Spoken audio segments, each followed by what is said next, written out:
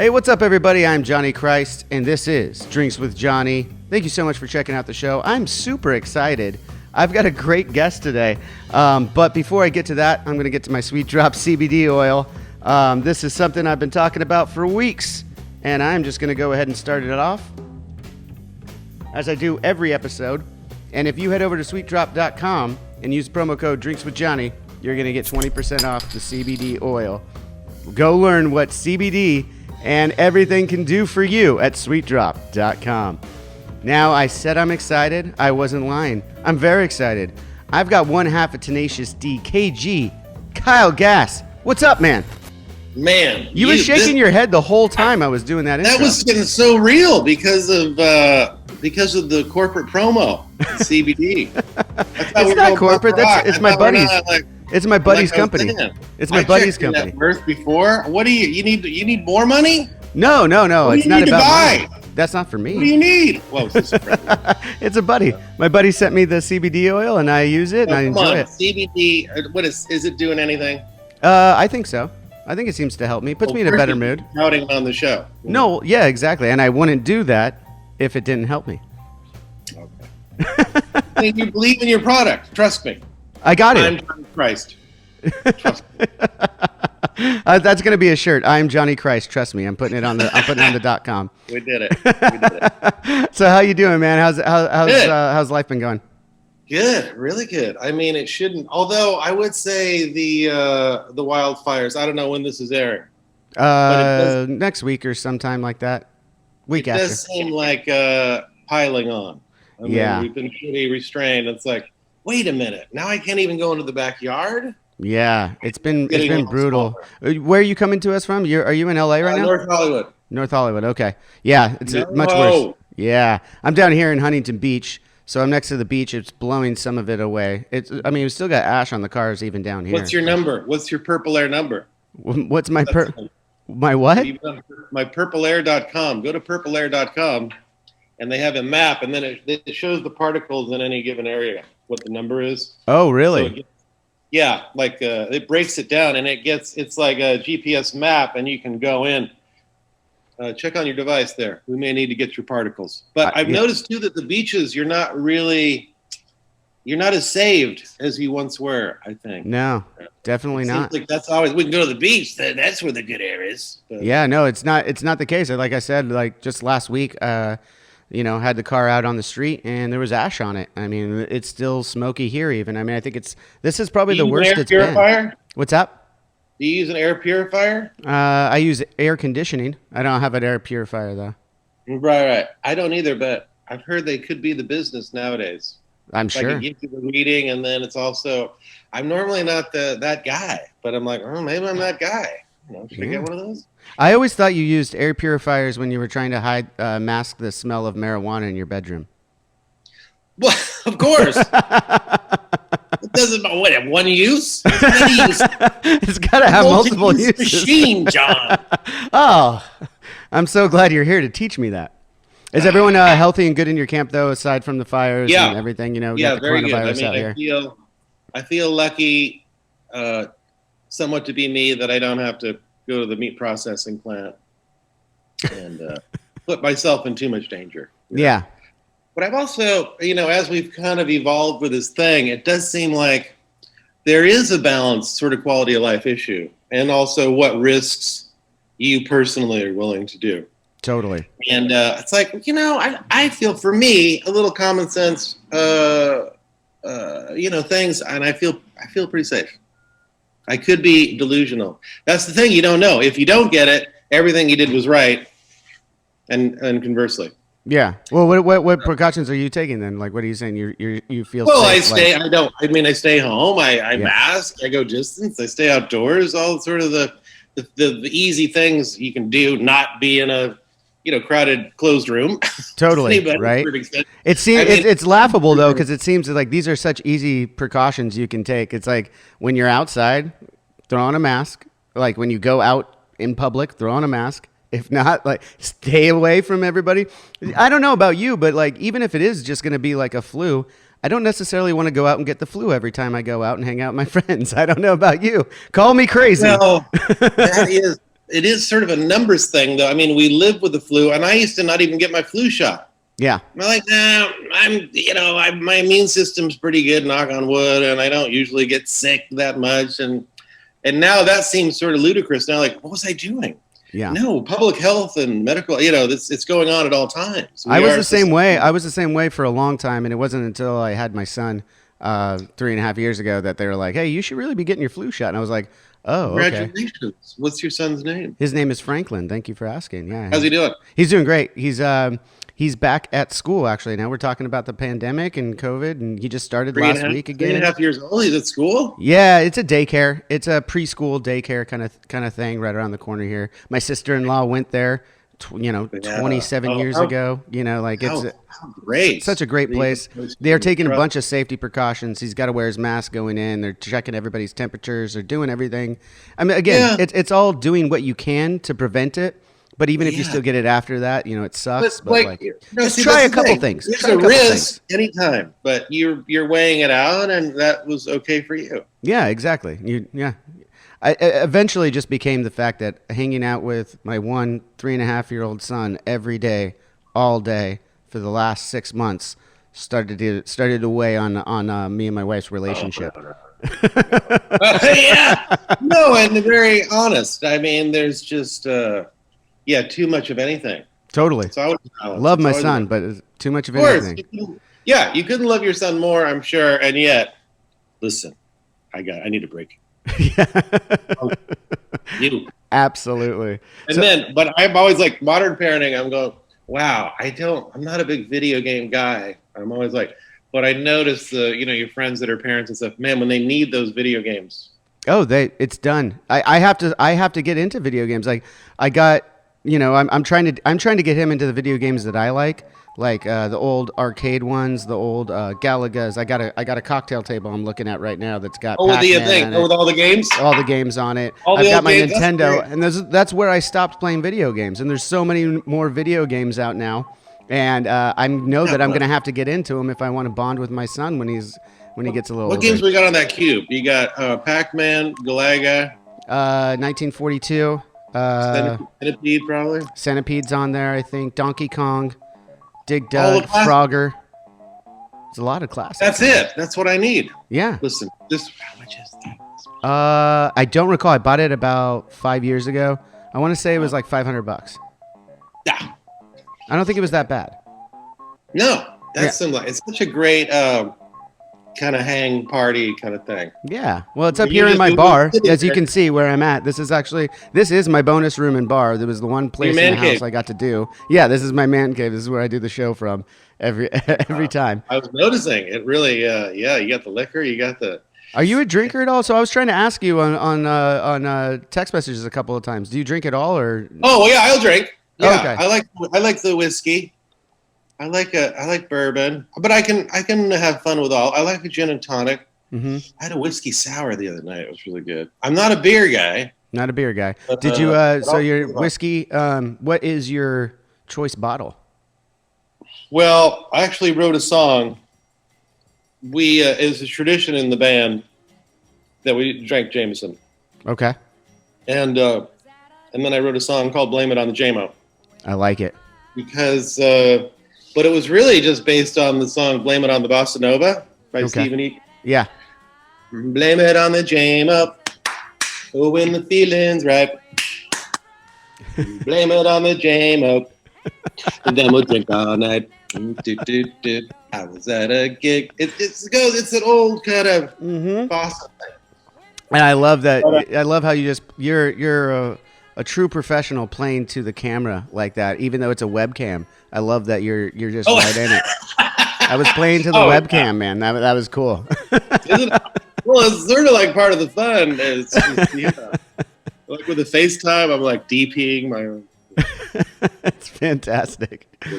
So yeah, let's just get into where I first was introduced to you and Tenacious D was smoking weed in high school and watching you guys on HBO on the HBO series. That is when How old were you?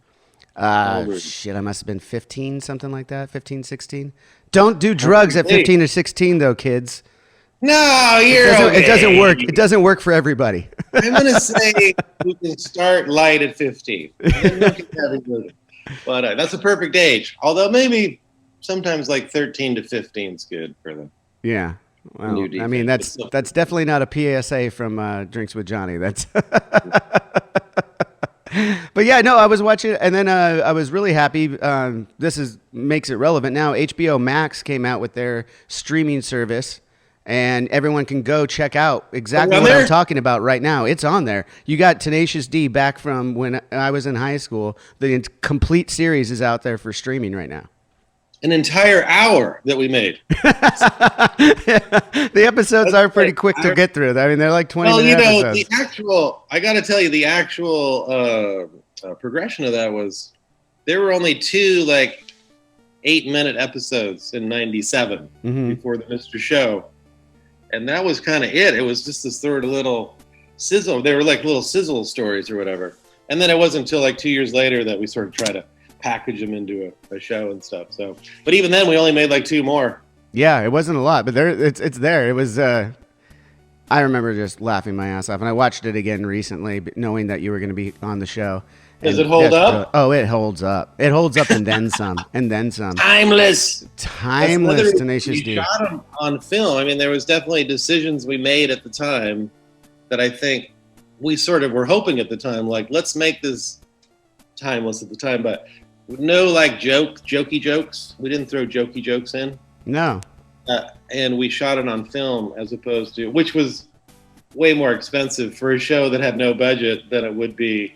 Well, how did that show come together on HBO too? I mean, like, you guys are already Tenacious D. You're already doing the music, right? Yeah, we were Tenacious D, and we were just finding our.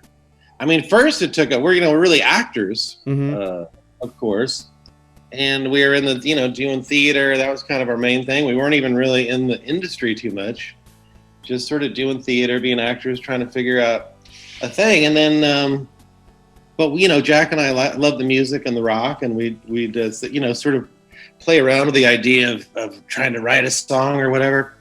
And then it still took like 3 years just to even get a gig. We were just sort of strumming on the couch. And there was a point I actually remember saying, I think we're too good to stay home now. This is pretty good. We should have a gig. We didn't know how to do it. And then we just did one song at Al's Bar, and David Cross from Mr. Show was there. Nice. And then invited us to do a comedy show off our first thing. And then we kind of became kind of the hot thing. Once in a while there's like a hot thing that starts. Have you seen Flight of the Conchords? Have you seen Yeah, no, totally. That's exactly how that's how me and my friends found it, That's exactly how it was. The old word of mouth in the weird pre-interwebs. It's hard to even sound like grandpa, but I have to sound like grandpa, that there was a whole word of mouth community and shared videotapes, and it was kind of cooler in a way because it was harder, but it was like, you have to see this. Oh, totally. Yeah.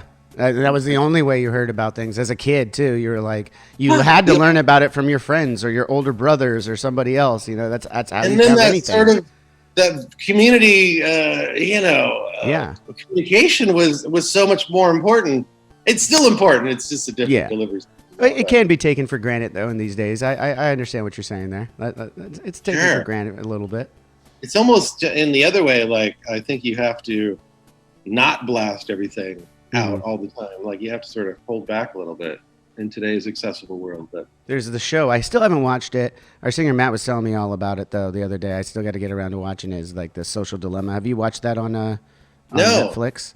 It's all about this stuff and I guess ads that are being constantly run on your phones, everything, just screen time in general, talking about how is it a documentary? It's a documentary, on Netflix. Social Dilemma. Social Dilemma. I haven't seen it yet, so I can't speak too much about it, but I know enough from just talking. Right. Oh, interesting. Yeah. Where are you going now? That's the other thing. I was gonna close my door. Okay. Well, Kyle's gonna go close his door right now. He was not raised in a barn. Apparently, he does close doors. You were raised in a barn? Not to make us sound too old. We'll just pull up some great old adages. Oh, you're born in a barn. I love that attitude. Oh, get some more coffee. Yeah, do it up, man. Part of the interview, It is. guys. It is like 11 o'clock in the morning. You're on your. How many cups of coffee are you on? Oh, I mean, just kind of a normal 4. Well, a normal 4. I have 1 cup a day. That's it. But then I have an energy drink later in the day. Well, then you're better than me. I don't know what you. Oh no, I'm not better than anybody. You're obviously proud of it. No, I don't. But then look at my bar. I drink that all the time, every day. So I'm not better than anybody. In fact, I'm actually worse. I wonder. Yeah, I mean, I don't think there is. I think there's adult chemistry that we have to take care of. Mm-hmm. I think we're just all trying to run at a comfortable. I mean, I'm not ashamed to say that I take a dopamine. I take Wellbutrin. Oh, I'm not familiar. It's a med. It's apparently apparently my brain doesn't make enough dopamine. Okay. And what it does, it's so crazy. Or with an SSRI inhibitor like Prozac or one of those. But Okay. they pinch off the nerve so that your little cells make more. It thinks it's not getting enough. Wow. And then it allows, and but I think that's a chemistry thing that maybe my brain just doesn't make enough dopamine. Maybe CBD could help you with that too, by the way. There you go. I'd like to see the studies. Oh man, so I want to get back into more of the D. Yes. You saw us? Love this. When did you see us live? When I saw you, the only time I saw you guys live, still to this day, was when we were on a festival together it was Reading or Leeds, that the Avenged was on the same bill as Tenacious D, and Bad Religion was there too. So Brooks, I think, was double dipping, or somebody else was filling in. And for you something. and you were. I think Brooks was, and you said, "I wish he would triple dip with us." That was it. That was the idea. It was. It's like, wait a minute. He's already played with everybody. He's played with everybody. I mean, he's the Josh Freese of punk. Yeah. Well, I guess Josh. Well, Josh Freese is also the Josh Freese of punk. I know. Yeah. And I withdrew it as soon as him and guys, Josh, they intertwine. They end up people. working on each other's projects like more often than not. It's crazy. I know. I almost feel bad for the drummers that aren't getting gigs because they get all. They're taking all the gigs. They're taking all of them. So that brings me to I was gonna save it, but now I got to bring it up. There's a segment on this show because of what we're just talking about, how he's worked with everybody. So I got to ask the question: how do you know Brooks Wackerman? Well, the Vandals and Warren Fitzgerald were some early fans of ours. Mm-hmm. And I met them, and they Warren was a Mr. Show fan, and I got to be pals with him. And then we were, oh my God, there was a show on MTV. You're pretty old though too. It was it Battle of the Bands or The Making of the Band? Oh, there was a couple of them like that. Yeah. First one though was called. I can't remember. But it was like they followed 3 bands. Yeah. It's a band competition basically. Yeah. And it was just so great. I mean, it was so bad and so great. And then one of those bands, I think it was Flicker Stick. Remember Flicker Stick? That was one of the bands. I don't remember. But yeah, they were playing live, and it was like, oh my God, it was that band's playing. We got to go see them. So Warren asked if he could bring. Oh no! We were thinking about adding a band, and adding a band. I mean, yeah, to Tenacious D. Okay.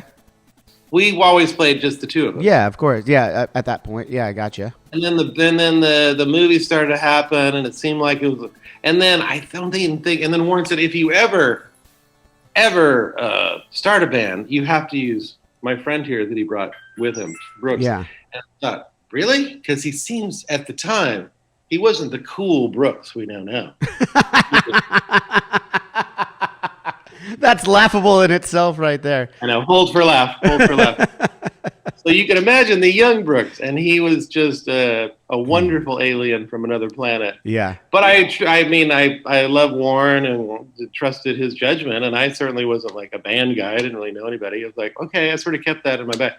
And then when it came time, I did, I sort of researched. I'm going, man, this guy is, and then the whole Wackerman family, and Brooks is a crazy drummer. And I thought, wow, if we could get him, he would be kind of like the star of the band, really. And I was right. And then John Kineski and John Spiker from my band Trainwreck, they're just, virtuosos of a sort. And so it was like, oh, there it is. There's the band. Yeah.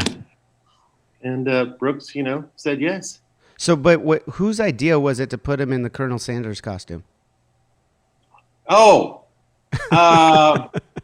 I loved it. That was like one of the things. I just got to say that was one of the things that I saw when we were courting Brooks to join Avenged Sevenfold. We were, I knew him a little bit from Bad Religion, Suicidal Tendencies, Liquid. All Modern Drummer. Things. Yeah, Modern Drummer. Just his drumming. But then someone sent me the YouTube video of him dressed up as Colonel Sanders while he's doing his drum solo, and I was like, that's the guy that's going to be in Avenged Sevenfold. This is perfect. yeah, but yeah, Brooks is just he's just kind of a force. He's just one of those guys. Yeah, I call him a show drummer. Hey, Brooks, you're a show drummer. I mean, he's just as much fun to watch as he is to listen to, and yeah, no, he's incredible. He's such a good dude. Obviously, he got us in contact too. So much respect and shout out.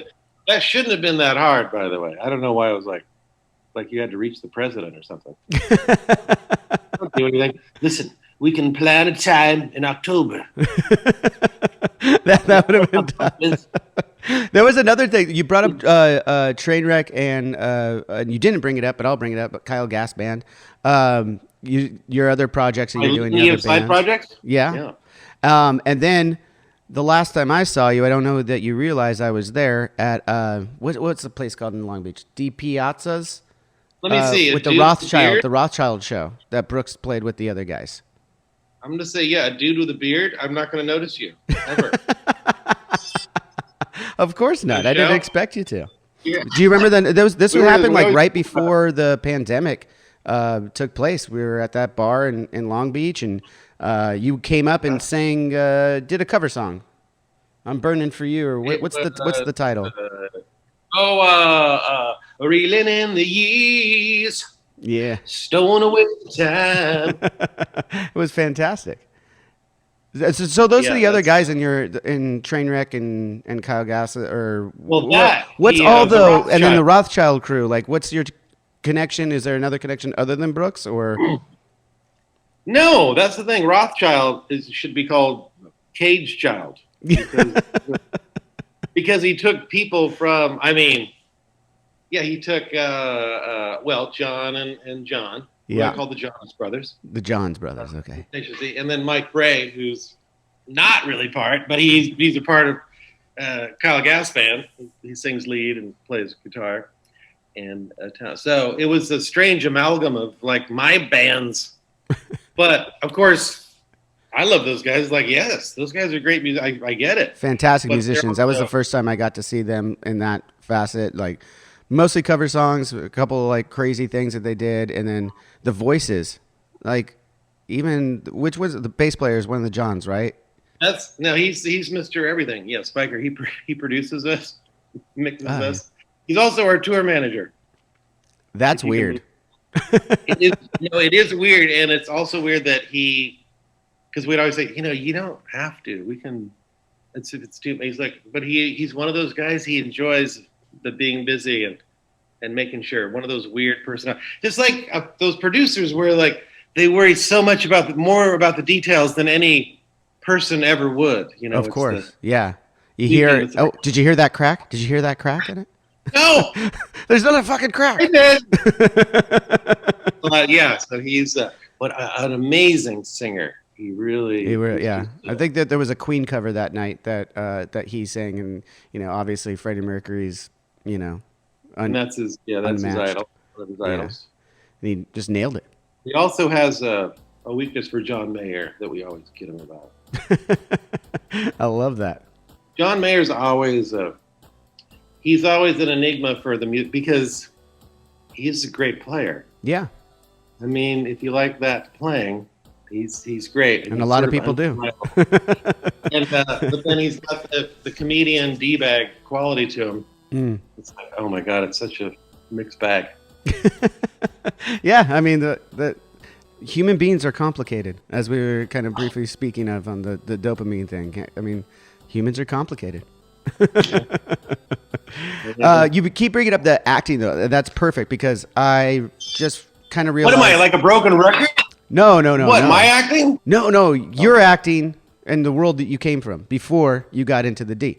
That goes back to when you met Jack at the what's this actors gang that I heard about? Acting gang was a theater group that sprung out of UCLA. Okay. And there would be, they had a theater department there, and it was a university, and you just they sort of got you going on the theater might be an important thing to do, and you could change the world with thoughts and ideas. That was just a quaint idea. Now we know that doesn't happen. But we were in this political theater group. Oh, really? Yeah, and that was kind of our thing. And you do theater. We called it equity waiver. They had a whole rules you could do 99 seat theater. You didn't have to be part of equity and all these things. So it was kind of a whole scene. There was a lot of people doing it, and it was a great place to kind of work on your chops. It was like playing clubs. Yeah. And was it true that when you first met Jack, it wasn't necessarily like this beautiful marriage? It was kind of like, hey, I'm the guy that plays guitar in the acting gang. Or was that? Was that a true story? Yeah, it actually is in a way. I'm older than Jack by 9 or 10 years. Okay. And he was the kid coming up, and I met him actually. I think he was like 16 or 17 briefly, and he was kind of a friend in the group. And then and he was a super talented guy at UCLA, so we sort of had that connection. I was out of UCLA, but I saw him there, and he was obviously super funny, talented dude. I mean, it was just like in a way, I liken it like people knew LeBron James was a great player in 6th grade, probably. Yeah. And they probably got a shoe contract when he was in freshman. You just sort of, there's people that come along that are just that thing. Yeah, they just got the gift. And Jack really was one of those. And he was a big Bobby McFerrin fan, and he loved singing. He didn't play an instrument. Was kind of one of the weird things. I'd never bumped into somebody so musical that didn't play an instrument. Yeah, that's really weird. It's totally weird. Like, he took a little piano enough, but nothing. He just really sang, and that's your instrument. And I was just kind of, and he was really good at it. And he was really good, and it was like, it's shocking to see it come out of him too. I mean, like, what's the High Fidelity when he does the cover there? And that was the whole movie. Yeah. The whole movie was set up to that moment. I'm like, what? You can't. Why are you? Yeah. It was great. I remember that whole thing. I mean, they were going to cast Jeremy Piven, who was a friend of John Cusack, star of the movie at the time, and it seemed like his part, the snarky kind of guy, but he couldn't sing. And then Cusack had seen us play. Once again, it was kind of, it's so random that you guys just got seen by so many of these people that just influenced it. I was an actor for years, struggling and doing a commercial here and there, and it took getting into music for the acting thing. It was like, wait a minute. But then it all sort of made sense to me, like, no, that's what it's being seen and becoming a thing, and and it just sort of came together. Was it always, I mean, for you, were you always influenced by comedy? I mean, you're talking about acting and everything. You were going in to be a comedic actor? I was definitely in the comedy part. I wasn't a great tragedian. I was sort of a comic actor. I mean, I sort of know what I feel like I sort of bring to the table. That's just you. You just but I did parallel with that. I was always a musician growing up, and I started with playing flute, and then threw in guitar, and then I started. Big Jethro Tull fan then, growing up with the flute? No, ironically enough, I wasn't. I know. I would always they seemed kind of pretentious, and I didn't really. They weren't my thing. They seemed doodly doodly doodly. But you're playing the flute. No, they're playing. I should like them, but I love the guitar, and I thought, but there was that time of like, how do you combine these? There were funny musician comedians. Like I was, the early influence was Martin Mull. Do you remember him? No, I'm not familiar. I'm sorry. No, check out his. He was a host of this show called Fernwood Tonight. It was a fake talk show, and but he's also like this comedy jazz guitarist, believe it or not. Wow. And he would play. Yeah, this sounds right up my alley. This definitely sounds right up my alley. I got to check that out. Yeah, and yeah, you're gonna like it. I'll just give you a track. It's called Licks Off Records. Licks Off Records. Okay.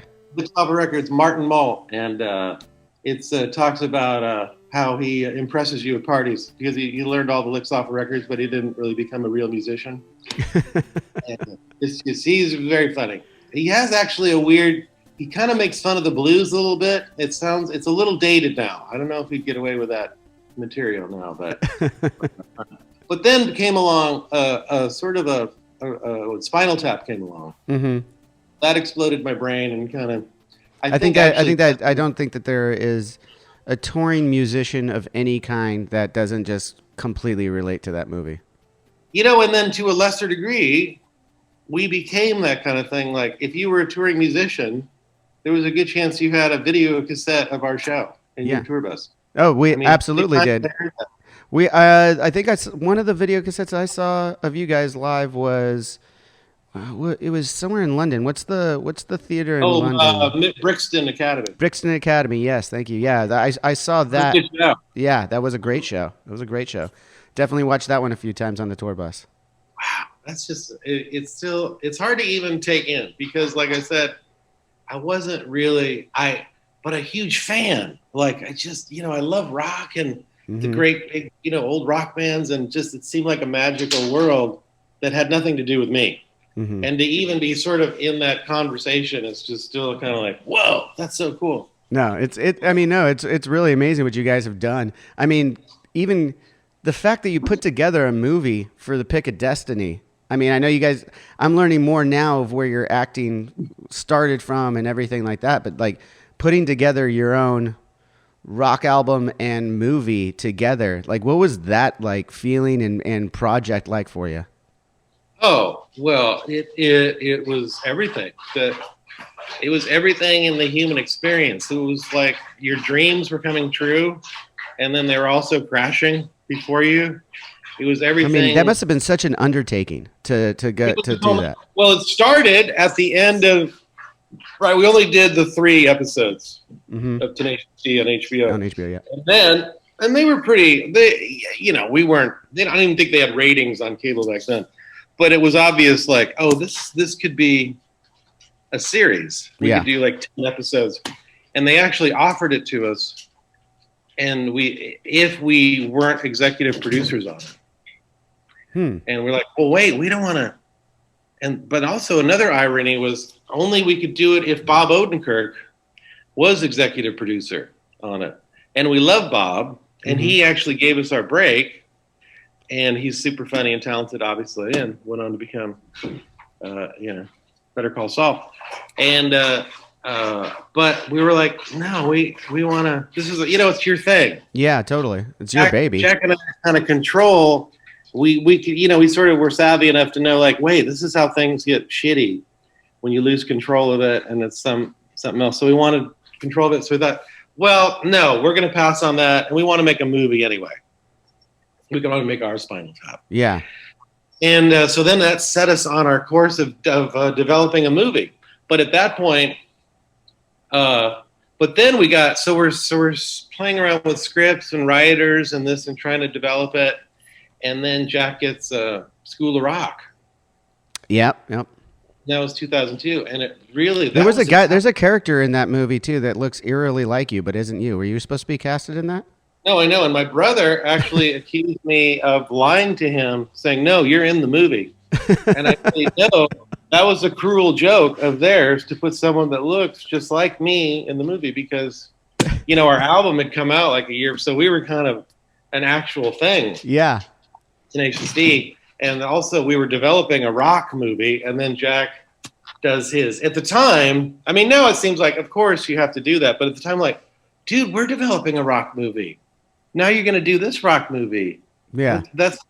That's going to not. I mean, slightly. I mean, they're very different movies, though. And of course, well, but you don't know that before you're making it. No, of course, yeah. It's just like there's a movie about rock, and I play, and I'm like, yeah. How could you do this?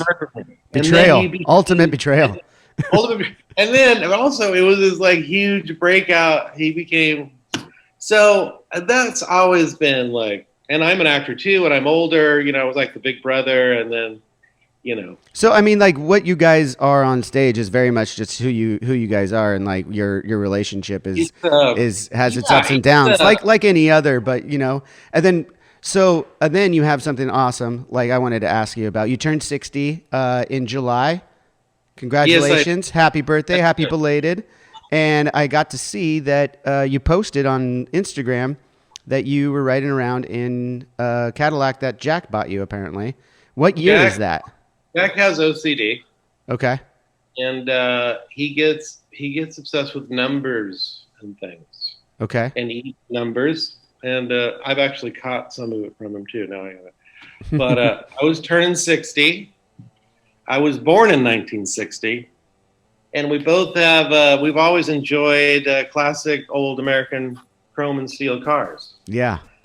And he himself, one of his first cars was a Dodge Dart, and wait, was it? Did it have a slant six in the engine? I think it might have. It's a 69. My brother had a yeah. My brother had a 69. That's a slant six. I mean, there was the V8 version as well, but the standard one was a slant six. Yeah, you gotta go with slant. so he, I think, not like embarrassed about it, but he wanted to. He wanted me to be part of that. Like he knows I wouldn't buy anything that extravagant, I think. And it was just too perfect. Born in 1960, I'm turning 60. He wanted to get me something special. It's a beautiful car. I have a 1961 Cadillac Eldorado BRX, like one of only 1,450 made, and it's like my pride and joy. For a photo shoot. Yeah, dude. Yours is mine is all original. So, and I've kept it that way. I got it from a museum in Georgia. What are you saying, sir? Mine is original. Is it? It looks a little done. It looks a little redone. I mean, I think it's gorgeous. What did you find that wasn't original? What did you see? Well, I didn't. It looked like the seats could have possibly been reupholstered. No, is that all original? 100%. Oh my God, that is a beautiful car. No, dude, it is the real deal. Yeah, is it an Eldorado as well then? No, it's a. Or is it 62? What do you call it? 62. 62 series, yeah. Series 62. Body by Fleetwood. No, Fisher. And then the interior. Yeah, but they don't. In that car, they don't put any. It's very understated. They don't have any place where the little plaque was just like in the door to sort of tell you that it's a body by Fisher and Fleetwood did the interior or whatever. Such a beautiful car, man. So cool. It is. I like that you called it your new jam room, though. That was also cool. It's the thing. But yeah. Have you been able to take it out? Have you been able to take it out very much? I mean, obviously not with the fires now. It's just such a thing. Like, and I think Jack realized to give a car like that is really you're giving someone an expense. It's like that's a hobby. That's a hobby that's a whole overhaul. It's a rich guy hobby. Yeah. I don't have rich guy hobby. So he was so he knew that. So he was like getting it all fixed up. Cars like that. I mean, they do just like there was a little tiny tear in the seat. Well, hey, we'll fix that up for you, sir.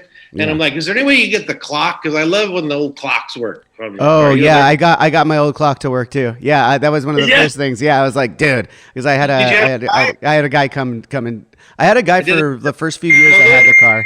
For the first few years I had the car, I had a guy come in and he would work on it. I actually haven't had work done on it in a while. It probably needs a little bit, but yeah. But yeah, the clock actually working was a huge thing for me too. And at first, The first time we got it working, it was just draining the battery the whole time, and then we had to fix that. So it was a whole other problem. Like it was, they're so finicky, but so awesome to have, man. They're so much fun. I know, but isn't it funny? We both sort of feel like when the clock's working, that's what. That's all you need. It's just, like, everything's got to work out. I love mine. Doesn't have seatbelts. No, and you don't have to have them either. Lemon law. Anything before 62, you don't have to. I don't have seatbelts in mine. Are we grandfathered in? We're grandfathered in. I was wondering about that. Yeah, not just because I don't care about that's the safety. research I found about it. Now I'm not. I'm gonna put a seatbelt in. No jury would convict you. No jury. Listen, Look at how beautiful. Yeah. No, Kyle. It's gonna be on the front page news. Kyle Gass gets in trouble for not having a seatbelt because he listened to Johnny Christ on one show. Come and get me, Poppins. Running away. Now I'm gonna put a seatbelt in mine though because I want to be able to bring my son in it and put the car seat in there. Have you seen the old? Have you ever seen the old car seats that used to go with those? Dad, take him in another car. No way, dude. He's got to ride the cool whip. See Bob's big boy. See Bob's big. Yeah. All right, we just got off topic on a bunch of fucking cars, which is perfect because this is what the show's about. But I got to get back to probably my favorite record you guys have done in Tenacious D is Rise of the Phoenix. That's so nice to hear. The title track comes out, and to me, it's like the master of puppets of what you guys do. Like it's so rad, and then you top it off with probably the most incredible depiction of the roadie. Like that is like we play that song, and one of our best friends from high school is still today our roadie, and he's like our main guy, and we just like picture him every time that song is going off because it is a perfect. As you know, you've been around traveling. That's obviously where the inspiration came from. Was there any one roadie that was like really after, or is it just a generalization of what we know? Definitely, there has been a tradition of the roadies. They are special, and they kind of become friends, but you're never like your best friend. You can never get that close. But Sean Cox is kind of our guy now. Mm-hmm. He's Foo Fighters roadie for a long time, and he's just the greatest guy. He's just the coolest guy and the best stories, and it's just he lives it, and he looks like a Lord of the Rings character, and love it. But he wasn't the inspiration for that song. It was another one of our first roadies who I'm not going to mention his name for different reasons. For different reasons. Gotcha. Okay, yeah. Well, that I just have to say, kudos to you guys for coming up with that fucking song because it's absolutely perfect in every way to me.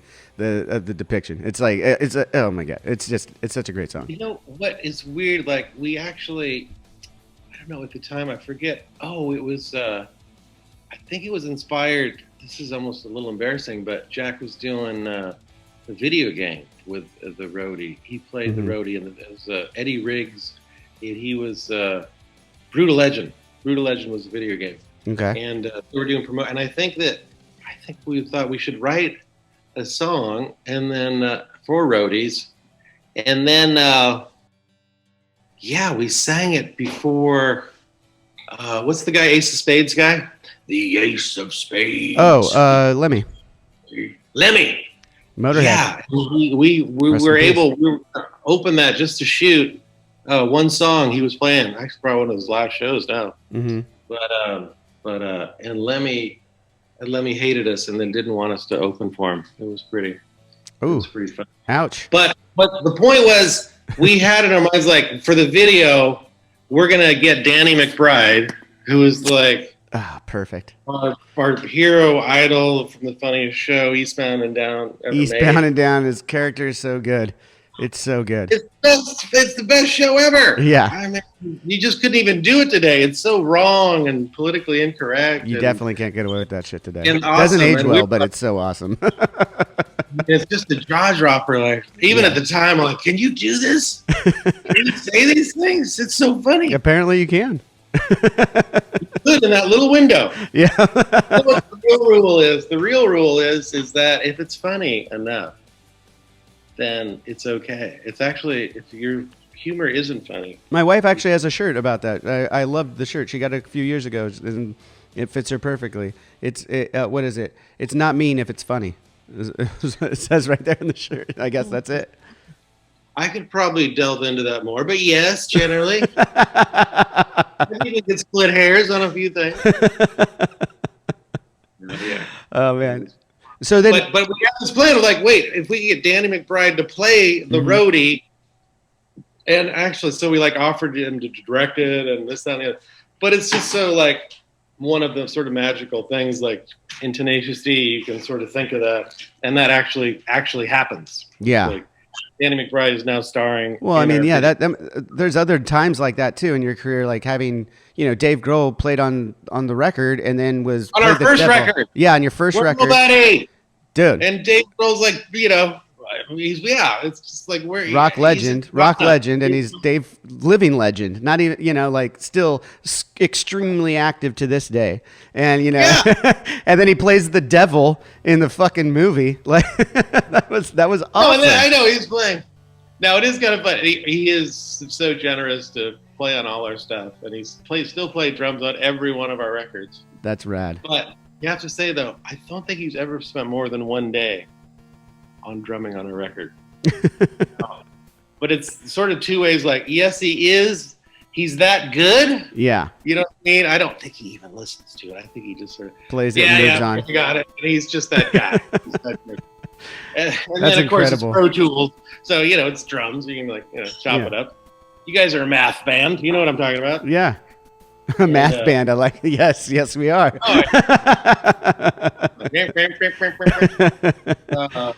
Oh, but he's so good, though. And he's one of those guys, too. It's like, that's him playing. Mm-hmm. And another person could play those same drums. So yeah. It's incredible. Yeah. And obviously over the years you've been, as you said, he's still playing on records. Did he still play on Post Apocalypto? Yeah. Wow. Well, so he's become a good friend then, obviously, I would imagine, yeah? Yeah. No, he has definitely been, kind of a mentor early, Mm-hmm. Because, like I said, we, didn't know shit about fuck. Didn't know shit about fuck. That's another shirt right there. Oh, yeah. And he, sort of hooked us up with management and stuff like that. Yeah. That's so Post-Apocalypto, I just mentioned. Great gig, by the way. What's that? Sorry? Eve, if you're listening, thank you. Just some great gigs that he, opening for them. Yeah, doing the feel. That's pretty rad. Yeah. I have not had the pleasure of that yet. I have rubbed elbows with Dave, I think at a Ghost concert. We were in the restroom together. Nothing weird happened, but it was a post-show urinal stand. Yeah, that's about all the interaction I've had with Dave. So, but yeah, maybe some other time. He is one of those life forces. Like he seems to have a crazy energy source that others don't really. Mm-hmm. He has to be. But he's a whirlwind. It's always just kind of fun to be in his transom, however briefly. It's just always kind of he's got a lot of stuff to share. So you guys also put out a book for that just came out not too long ago. Did let's book signing. The book. Let's talk about the book, Post Apocalypto. Yeah. After the album that came out in 2018. Yeah, is that when it came out? I think so. That's what it said on Apple Music. Don't take my word for it. Take the discography for it. You got a copy? You got a copy? Yes. We need it. We need to see the copy. I have one on my mantle. Nice. No, not your mantle, your library. Be a little fancier. I had to go into my library for it. Hold on, Nice. Yes. There it is. Oh yeah, look at the title page. I mean, come on, a book?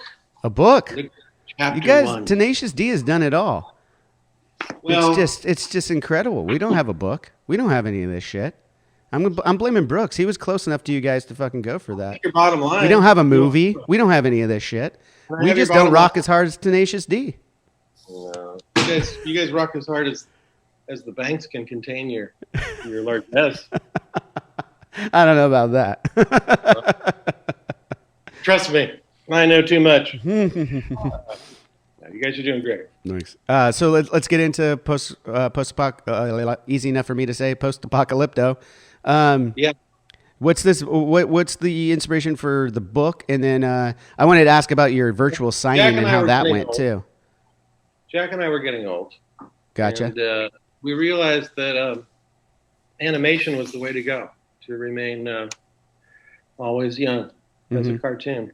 So no, we just thought it's just we were both wanted to do something animation wise, and it sort of started this whole thing. And that was pre-Trump, and then Trump walked down the escalator, and it was just like, oh god, it just sort of changed everything. Yeah. So then we wanted to do animation, but sort of with a political twist to it, and then we started pitching it around, and we thought, well, this is a slam dunk because we're legends.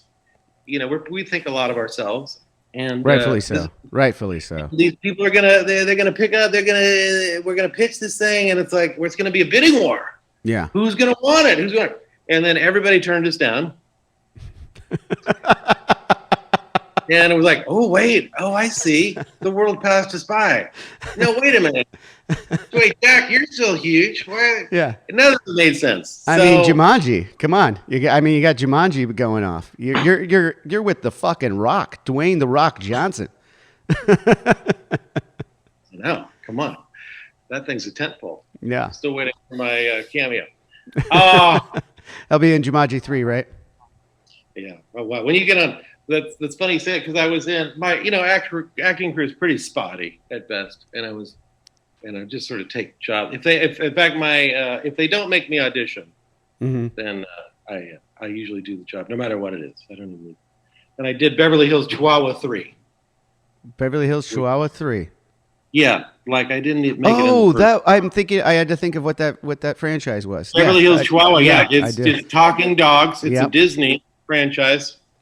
And, we know a little bit about talking dogs. We were talking about Taco Bell earlier, that famously had the talking Chihuahua as well. Oh my God, yeah. Yo What did quiero he say? Taco Bell. Yo quiero Taco Bell. What was his catchphrase? Yo quiero Taco Bell. Really? Yeah. You want Taco Bell. That's it. They kept it simple. Good marketing. Yeah. It worked out pretty well for him. Yeah. So yeah, the book, and then you guys did, like I asked, the virtual signing. That was pretty cool. How did you guys? How'd that go? Like, I mean, it looked pretty cool. I mean, it's something you got to do under the pandemic right now. You can't be, with your fans in person, which sucks. But yeah, secretly or not so secretly, it's kind of great for us because we don't really want to go places. It's sort of been a nice, it's one of those. Besides, obviously, people dying and stuff, there have been some positives about the pandemic, and that was one of. You don't have to go to meetings as much, except on your computer. Well, I believe it's going to be. I mean, that's going to be more normal, the new normal in a lot of ways. Like you said, a lot of people are working. You and I have probably worked from home for many years, and still get shit done. And I think the rest of the population has learned you can work from home and still get shit done. Listen, here's 98% of jobs are a computer and a phone. Yeah. At this day and age. Yeah. That's what work is. Okay. So the bosses, they just want to watch you, make sure you're. I guess so. Well, they need a manager. There's a position that needs to be there. It's not going directly to the boss. It's going to the manager or the assistant or the assistant's assistant. The chain of command. Yeah. Well, that actually. So you got the new single out too. 5 Needs. That just, you do? Yeah, you do. You do. I heard it. What are you talking about? It's a song that talks about the 5 needs of I know human the song. being. You know it? One of our very first songs. What's up? It was in Biodome. It was in Biodome? Yeah, that was our very first appearance in a motion picture. Wow. Biodome. Yeah. I do remember that. Biodome was one of my favorite movies growing up. I do remember What? you guys. Yeah, I You love don't remember? Biodome. It's very short, but we're at the rally. At the And rally. we're singing Say we didn't trees find. up. Yeah. Oh, who said we didn't save some fucking trees? Yeah. That's right. I do remember that now. That's you guys. Yeah. You remember that. That was really fun. So, but it's listed as a new single right now. 5 Needs. Cool. Yeah. I'm excited about that. I've not seen that. Really? Yeah. Oh, I guess we recorded it for something, and then they must have released that. Yeah. This whole new music industry, I'm sure Yeah. it's always kind of a new thing. Yeah, that's because it shows up as a new single right now. That's amazing. I have no idea. I love that song, though. It's a great song. It's a great song. And it's very apropos for what's going on in the world right now, right? Listen, I don't know. We're timeless. Timeless, I don't know how we man. did it. Or is it timeless or ahead of your time? We're ahead of the curve. Yeah, there you go. Is there have you been working on anything new under these times, or just focused on the book right now? Is there anything you think coming up? Well, yeah, this book's sort of come along, and then the side projects are always in. I mean, my constant battle is it's like sort of what do I want to do versus the motivation and the time spent, and then sort of what's the I'm always, am I supposed to be just always busy and doing stuff? I don't know. Or is it time to not be as busy? It's always a weird. I sort of like. It's always a good time nothing. to just cruise that new car, man. Just let it ride. Exactly. Just cruise the Cruise new car. Watch some basketball. Basketball. Hey, we were just talking before I hit the record button. You and I both are fans of the show First Take, and I was watching a little bit of it before we got here. Yeah. I'm a big sports guy. So you're from LA?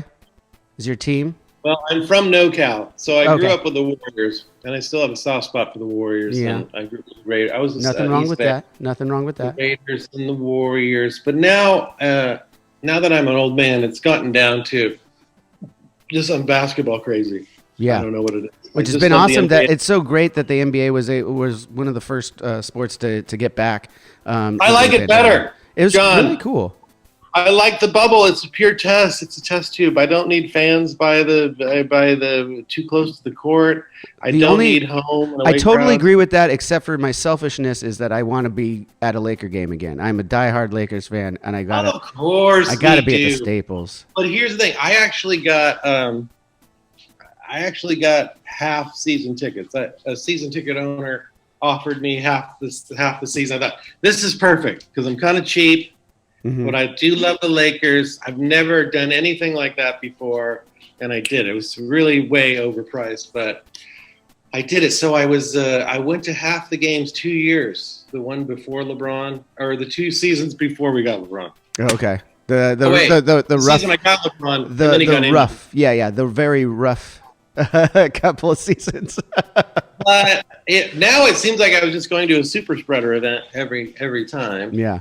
And also, I've watched basketball on television my entire life, so that seems like the normal experience.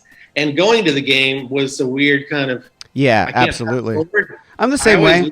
I was ticket holder with our singer for a few years, actually, a lot of years, and then we realized that we weren't going as much, and we were like, let's just not have the whole season, and with that amount of money, we can go and get better tickets even closer the few times that we're going to go. Yeah. We learned it. I did that exact. I think we're the same person because I think I did that exact same calculation. Yeah. Wait a minute, because some of my friends were just making out like bandits. It's like, oh, totally. Just every time you're like, fuck, I can't go tonight. Hey, do you want to go? They're like, fuck yeah. and I go to like the diehard Laker fan friends first, and they are so over the moon. Yeah. Because the seats were sick too. It was like 12th row. Oh, nice. Center court practically. Center. Oh, dude. This is great. We started underneath one of the baskets and then moved to somewhere in the middle there too at some point. I don't like under the basket. I didn't care for it, but that's the tickets we were able to purchase at the time. We were right underneath the basket, though. I mean, like we were only 5 rows back. That's pretty good. But with, yeah. With what's her name? Who's the one that sits under with Magic? The actress. I'm not familiar. I'd have to think about it. It's been a minute. I could name it if we were mid-season and we could see it in Staples Center right now. It's been a minute. But so as we're recording this, the Clippers just lost the Game 7 to the Nuggets. So they once again have not made a finals. Two big leads. Yeah, up 3-1. Up 3-1. You know, I don't mean to pain all the Clippers fans out there, but I mean, yes, you do. Yeah, I've heard a lot of chirping. So do I. I hear a lot of chirping. I'm just like, make it to West one was finals. Saying, oh, they've got a good chance. Yeah, to beat the Lakers. make it to one finals, Western Conference Finals, no less, and then we can start talking. It was supposed to be the Battle of L.A. I feel a little cheaped. I feel a little cheap. More shade. My friend and I, one of my good Lakers friends, and we always would call Paul George. We call him fake superstar. Oof. Because he's got the stat. But I mean, for a while now. Yeah. And the rap was like, listen, you can run up your stats. I will say though, when he was with the Pacers, and they went up against the Heat in the Eastern Conference Final, he was the best player on the Pacers, and they had a Game 7. They had it won, and then they took out Hibbert. I don't know if you remember. They took out Hibbert, and LeBron just said, "Really? You're going to take him out of the game?" And just ran to the hole, laid up the game-winning basket. It was the end of a Game 7, and a young Paul George had taken the Miami Heat, who was supposed to win not 1, not 2, not 3, not 4, 8 championships, and then Paul George came this close to dethroning them right at the beginning of their dynasty, if you want to call it. That's why you don't get superstar status, because the superstar. I understand this. Has that moment of dethroning the king. Yeah. And he doesn't. And here he is again, like, dude, you have a chance. You got to close out if you're a real superstar and you're up 3-1. If you're a Jordan or a LeBron or a Magic. Oh, speaking of the first take, though, one of the arguments Max Kellerman was trying to make is that Kobe was up 3-1 on the Phoenix Suns years ago and dropped out. I have an argument for you, Max, if you're listening right now. That was a 1 seed versus an 8 seed. Kobe in the 8th seed. The fact that they went up 3-1 was amazing to begin with, because I can't remember the exact rest of the team, but with the exception of Lamar Odom, I don't even think anyone else stayed in the league very long after that. There was Lamar Odom and Kobe Bryant. Who's the coach of Arizona? At the time, it was D'Antoni again. It was Dan. Oh, it was. It was D'Antoni, and it was that team that Steve Nash had. Run the table, won MVP again, brought his team with Stoudemire and the whole crew with D'Antoni. And then we picked up Steve Nash at the end of his career. And that was kind of a bust because he was broken. I mean, he's a great player, and now he's going to be the head coach of the Brooklyn Nets. All the power to him. But it was just like I was so excited, and I saw like just Father Time had caught up to him. It was done. Yeah. Yeah. Unfortunate. Wait, it reminded me of Ron Harper. Mm-hmm. And great kind of classic point guard. Yeah. But when they go south, they go fast. It's like, yeah. Although Rondo, how about Rondo? You know what? Rondo's got the ticket, man. You know what he does? He doesn't play the regular season. He just doesn't even play it. He's like, oh yeah, I'm not going to do that. Yeah. But he'll be ready when come postseason.